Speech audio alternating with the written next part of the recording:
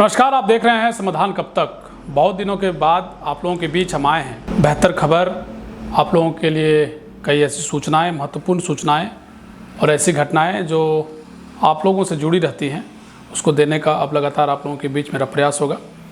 फिलहाल आज एक ऐसी खबर के साथ जुड़े हैं। जब इन दिनों सोशल मीडिया पे कई चीज़ें स्क्रॉल हो रही थी तो हमारी टीम ने बताया कि एक जो मसला है झारखंड में वो खूब चल रहा है, और वो है, हालांकि ये खूब चला, अब धीरे धीरे कुछ लोग ही इसे परोस रहे हैं अलग अलग अपने सोशल मीडिया प्लेटफॉर्म के जरिए, और वो खबर जयराम महतो को लेकर है। डुमरी से जेएलकेएम के इकलौते विधायक जयराम महतो अपनी कथनी और करनी को लेकर सवालों के घेरे में हैं। वजह है S11 स्कॉर्पियो गाड़ी, जिसे उन्होंने अपने नाम से खरीदी है। गाड़ी का नंबर है JH10DB 1947। ये जो मैंने कहा, ये खबर है। मतलब ये कि सोशल मीडिया पर स्कॉर्पियो का ज़बरदस्त प्रचार हो रहा है। ऐसे तो स्कॉर्पियो गाड़ी युवाओं की पहली पसंद मानी जाती है। इससे पहले भी वाइट कलर के स्कॉर्पियो से जयराम झारखंड के अलग अलग जगहों पर सभाओं में पहुंचते रहे हैं, और इसी स्कॉर्पियो के छत से उनका भाषण देने का स्टाइल भी अलग अंदाज बयां करता रहा है। एक आंदोलनकारी से नेता बनने का सफ़र, और अब जब जयराम महतो डुमरी के विधायक हो गए हैं तो जाहिर सी बात है, राजनीति में पसंद नापसंद, पक्ष विपक्ष, ये दोनों चीज़ें परस्पर रूप से चलती रहती हैं।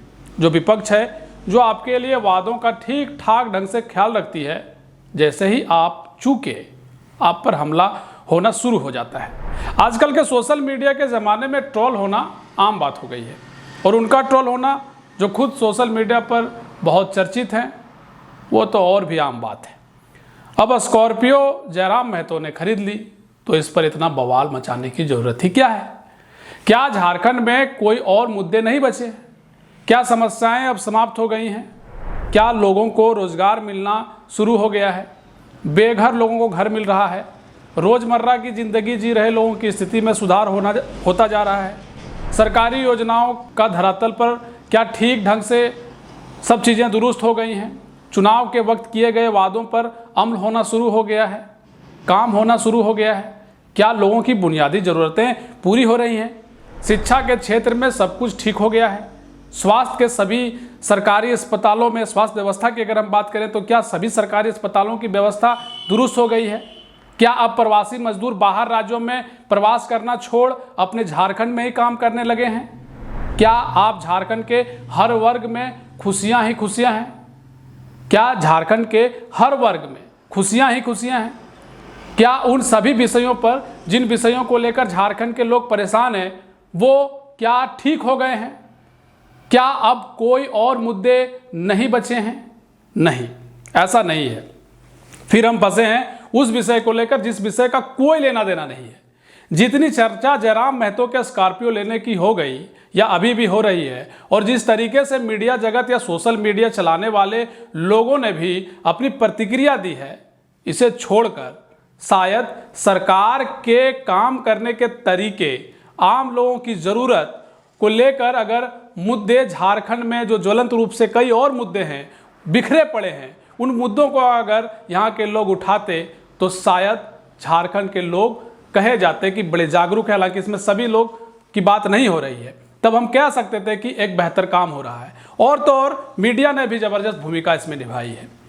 एक स्कॉर्पियो का लेना और उसके बाद तमाम चीज़ों को परोसना एक अलग अंदाज में, वो भी एक अलग स्वरूप को देता, एक तरीके से दिखाई देता है। पता नहीं इन सब चीज़ों पर कब तक विराम लगेगा। इसमें दरअसल आम लोगों की ज़रूरत को लेकर जो मुद्दे झारखंड में ज्वलंत रूप से बिखरे पड़े हैं, उन पर बात होती तो शायद कोई काम होता। तब कहना था झारखंड के लोगों बड़े जागरूक हैं, तब कह सकते थे कि झारखंड के लोग बड़े जागरूक हैं, और नेता भी डरते कि अगर हम चूके या काम हमने नहीं किया तो हम ट्रोल हो जाएंगे और जनता फिर अपना जवाब सुना देगी। पर ऐसा कुछ देखने को नहीं मिलता है। यह पहली बार नहीं है कि किसी नेता ने जो पहले जो गरीब थे, अब उन्होंने कुछ खरीद लिया है। हाँ, यह जरूर है कि एक नेता के पास तमाम वह संसाधन हों ताकि वह आम लोगों की समस्याओं का निदान कर सके। उसके बिना काम ठीक ढंग से नहीं हो सकता है। अब यह अलग बात है कि विधानसभा सत्र में डुमरी के विधायक जयराम महतो ने सभी नेताओं को विधानसभा के पहले सत्र के दौरान ताल ठोक कर कहा था कि उन्हें विधायक भत्ता नहीं चाहिए। सभी विधायकों को आवास की जगह क्वार्टर मिलना चाहिए। सभी विधायकों को आम जनता की तरह सरकारी बस से सदन तक लाया जाना चाहिए। बस यही बात जयराम महतो के लिए सिरदर्द बन गई।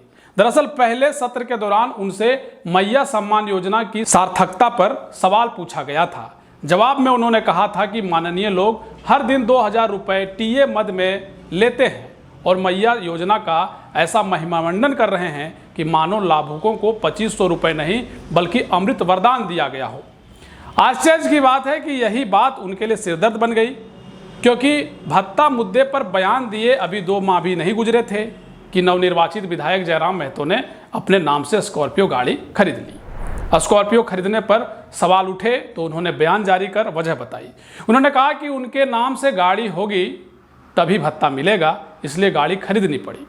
अब उनसे सवाल पूछा जा रहा है कि पहले सत्र के दौरान माननीयों को बस से आने की नसीहत क्यों दे रहे थे। यह भी पूछा जा रहा है कि डाउन पेमेंट कहां से किए। बहरहाल जयराम महतो के स्कॉर्पियो वाला मामला इन दिनों चल रहा है, लेकिन इसके बावजूद जयराम महतो ने अपने काम करने के तरीके में कोई बदलाव नहीं किया है। वह अभी भी लोगों से मिल रहे हैं, उनका वही तरीका है।